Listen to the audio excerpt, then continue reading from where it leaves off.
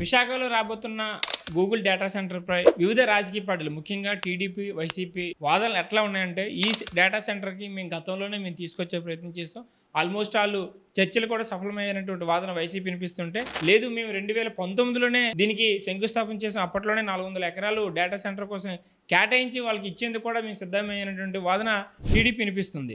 So ఏది ఏమైనప్పటికీ కూడా 2023లోనే మళ్ళీ దానికి వైఎస్ జగన్మోహన్ రెడ్డి రెండోసారి డేటా సెంటర్ శంకుస్థాపన చేశారనేటువంటి స్టేట్మెంట్స్ టీడీ వైపు నుంచి వినిపిస్తున్నాయి.